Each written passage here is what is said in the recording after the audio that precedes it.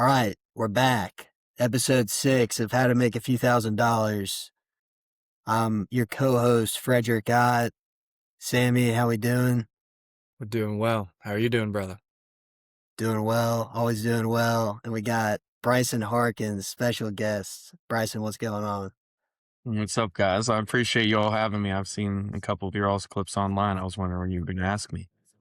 I'm just kidding. Yeah, no, that's fair. That's fair. You were on the list and then just got lazy, didn't make the text, but glad we could make this work and excited to talk about you and social media and since we kind of started our businesses and left our jobs at around the same time last year, and that's been kind of been big since we're in the same boat, just being able to bounce stuff off of each other. And yeah, I mean, I think we just get into it. So for those of you who don't know, we've all known each other for a while.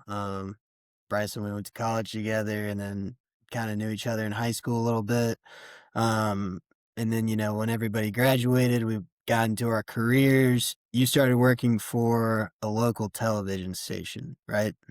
Correct. Yeah, which I don't know. Yeah, I worked for, it was WHAS 11. So we were the local ABC affiliates in Louisville where I sold TV commercials and did some digital marketing with them, but I left in like July of last year or August. I can't really remember.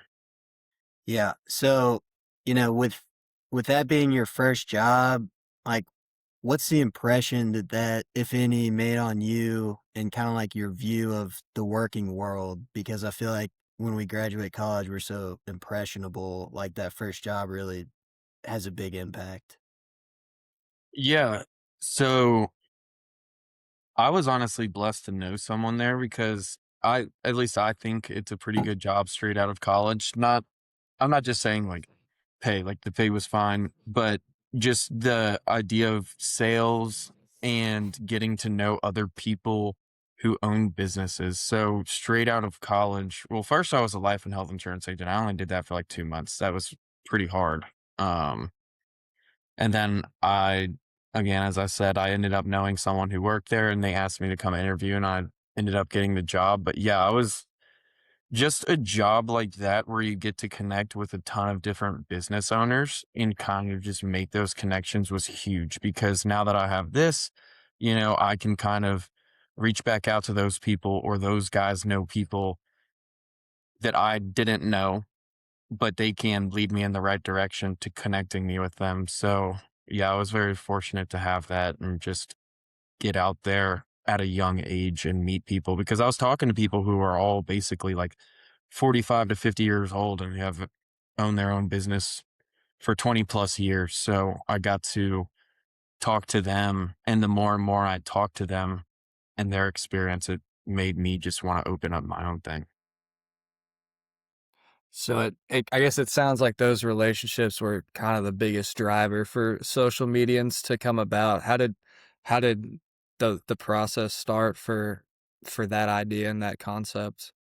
Yeah. So the context, more of like what they had to say made me want to start my own business, not necessarily like I have these contacts, let me start my own business, but it Mhm. was mainly just hearing about their past experience. But honestly, the more I was talking to potential customers at my old job, this just kept on getting brought up so much. And, we didn't really offer the service, anything like that. But every single time I was talking to people, they were always asking if I knew anything with Google, if I knew anything with social media, and how I could actually run ads on social media because it really just got big in like the last 2 years and everyone's kind of trying to figure out how to do it. Like how you guys are posting all the time, which I've heard it's doing pretty good for you all. And then I think you all said that, it's a big credibility source for you all because they'll go to your website, then they go to your Instagram and stuff like that, and they can kind of meet you all and your all's Exactly. personality before. So really, yeah, meeting those people and then also just I saw a demand in the market for it. And instead of just trying to think of people who I could refer them to, I kind of just taught myself how to do it. A lot of YouTube and people teaching me how to do it. So, and then I decided to go out on my own. That's So awesome. when when you make that decision, you know, when you notice there's a gap in the space, when you notice these people are asking how to, you know, Google advertising and social media marketing, when you notice an opportunity, how how do you plan to exit your current job? Is it did was there a plan? Was there no plan? Or was it sort of like you woke up and you said, "I made my mind up, I'm leaving"? Like how do you go about thinking about that? I know for Sammy and I it was, you know, talked about it a lot. There was a lot of thought that went into that. So how'd you approach that?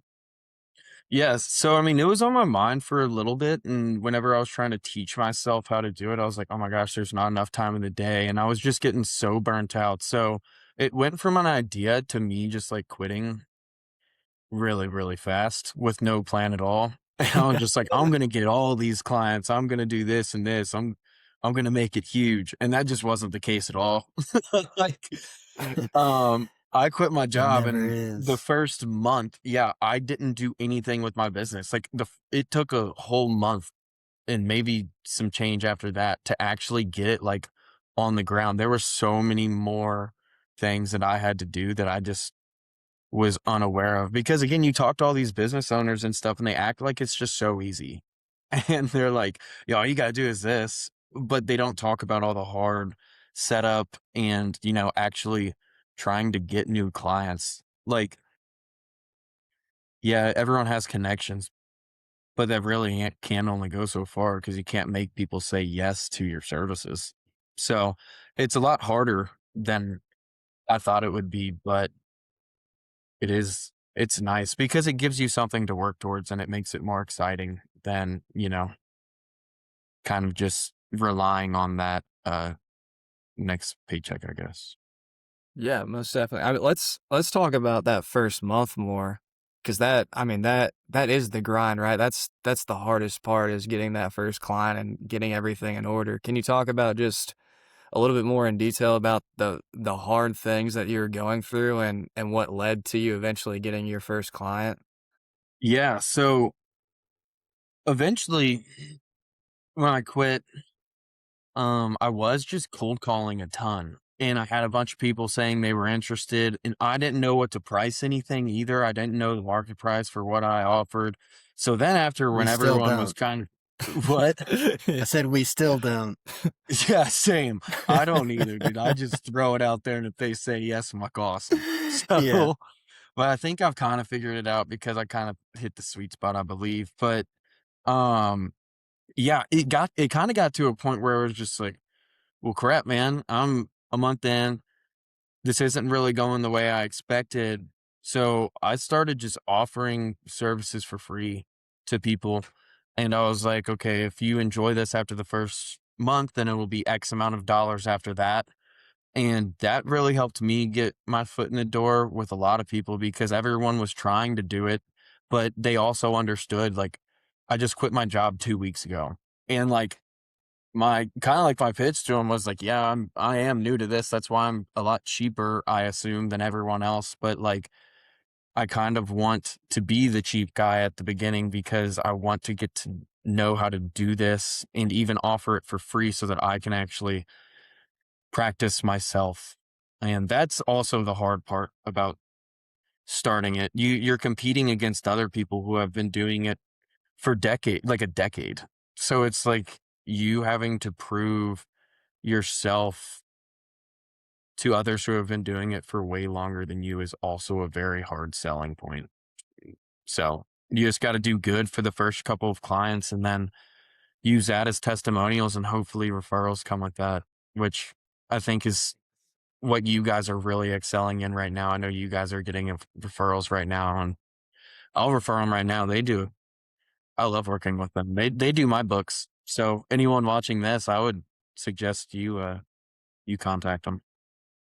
Really appreciate Yeah. that, Bryson. Really appreciate the shout out I'm not there. doing very good on this, dude. I'm nervous. No, you're doing You're great. doing great. You're actually doing great. Referrals are a huge thing for us, and it sounds like you're starting to get referrals, and you know, it's almost like that first month feels like yesterday, but then it also feels like so long ago, just because in the course Yeah. of owning your own business, there's so many different things that happen and come up. I feel like it's like drinking from a fire hose. There's just all these things that you have to learn, on the fly. But we've made it this far. We've made it to almost May, so we're all almost a year in. Um, Yeah. as you think about social medians now and where you want it to be in the future, like what does success look like for that business? Yeah, so I'd say right now, because I still do a lot of the work, I just hired a videographer and I kind of hired like a back end agency that helps me with a lot of the work. However, it's still a lot of work. Like, say I have 13 clients or something, I'd say 10 of them text me every single day to do something.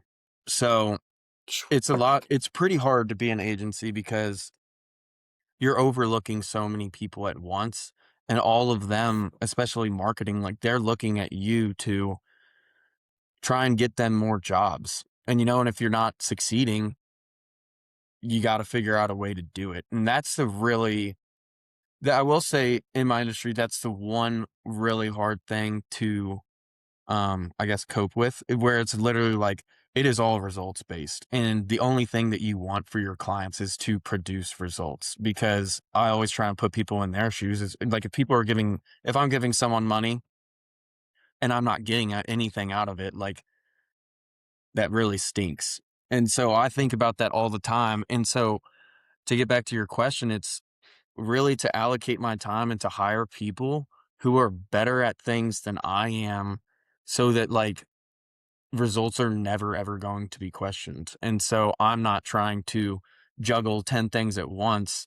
I can tell this guy who is an expert in, say, meta ads, hey, we need you to do this, um, and improve his cost per lead, or go to my Google Ads expert and help out with Google Ads rather than me kind of doing it for 13 people all at once. So that is the long-term goal, is just, and I think, and like profit, yeah, that'll go down, but that is so much worth it because the referrals will come in as well if people are just getting great results.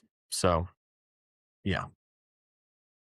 One one thing that struck me was you said you have 13 clients, and then on any given day, like 10 could be texting you.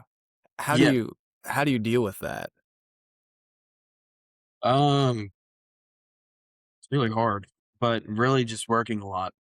um, Working a lot, and that, I'll say that's one thing that I really struggled with at the beginning, was kind of organization. I've kind of known that that's kind of something, and as a business owner, it's not something you want to struggle with, but I have kind of had to teach myself and pay for platforms. Like, I use Notion to help me stay organized, where, okay, I have all of my clients in a database. Everything that I need to do monthly is associated with that client, and I can mark off what I've done for them. It resets at the beginning of every month.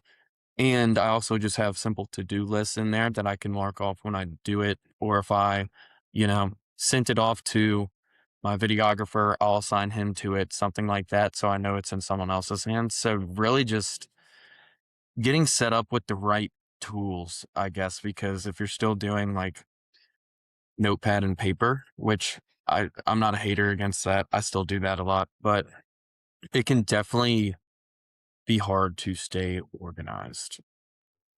So, Yeah, Absolutely. Yeah, I yeah. feel that. And sir, do you mind if I ask you a question? yeah, How do you all stay organized with it? I mean, we've we got a you got yeah, for our client task, we use pure bookkeeping system. They have a software called Pixie, just bookkeeping specific. So that's where all of our client tasks live. And then Fred, you can touch on the remaining kind of miscellaneous tasks throughout the business if you want to.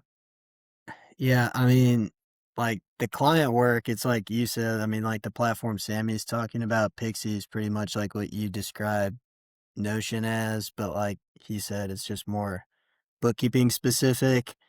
And then for the ad hoc stuff, we've had a few different things. Right now, we've got a whiteboard in the office where we're just like writing the weekly, like random things as they come up. Like we just, you know, S corp election, send letter to the IRS, like random things like that. So we'll just put them up there and then like erase them as we go. But there's definitely a more efficient way to do that. So No, I will say though, the whiteboard's huge. I have a whiteboard sitting right next to me, and just the fact that you can keep everything on, like, kinda like how I was saying with the notepad and paper, well, that you're gonna have to be going page to page, scrap unless you have a pencil and eraser, but, like, that's so annoying. The whiteboard's actually huge. I love using the whiteboard. whiteboards are fun. I feel like I got a big productivity boost when the whiteboard went up. Um, I'm not no jokes, no jokes. All right. We're gonna take it into our last segment here. So what we want to start doing is we're calling the podcast "How to Make a Few $1,000," and we've had a lot of conversations already with younger entrepreneurs that either left a full-time job to start a business or just never had a full-time job and went the entrepreneur route, straight after school. So we want to leave everybody listening with some advice. So, if you had to give some advice for people that are trying to make a few $1,000s, and I want to differentiate between the term like make and earn, because I think, we were all in jobs earning paychecks, but then there's a difference in actually like making the money yourself, I think. So what's some advice you have for people that are trying to make a few $1,000s? Run Meta ads. No, I'm just kidding. Um, that's a good question. Yeah, I mean, honestly, this is really cliche, everyone says it, but really just, like, bet on yourself because, like, for example, I spend so much money back into my business, um, on things that I think that will improve my business. Like, yes, I'm getting more and more clients every single month, but, like, I don't think of that as, like, more money towards my pocket because a lot of times I don't even see that money. And I am just trying to focus on long term. For example, like how I hired a videographer, how I hired something like that. Really just betting on yourself and your personality, because I think personality goes a long way when betting on yourself and just being completely honest with people as well. Like, yeah, there might be some people better than you or have more experience, but at the same time, a lot of those guys will BS people, and people don't respect that at all. And I think honesty goes a long way. But I feel like I'm not even answering your question. But No, that totally, that was a great answer. okay, thanks. Yeah. And then I would also say putting yourself in uncomfortable situations too, because like you really don't realize how much you can do in a day until you are put in that uncomfortable situation. Like, for example, if you have 0 clients and you've had 0 clients for a month or a month and a half, you're probably going to call like 100 businesses a day, or you're going to walk into those businesses or email them. Like, because once you are like, oh crap, I really just left something that was paying me month after month, like, to having absolutely $0 and seeing all your friends also just making money, you start to feel really, really behind, and it scares you. So, Yeah, I mean that's a great point. I mean, you're pretty much saying like believe in, like you can do things that you wouldn't think you could do, for sure. but once you're put in the situation, you'd be surprised at what you can accomplish just, Mhm. because you have to. Right. Yeah. Yeah. Yeah. It is Well, crazy. yeah, it is crazy.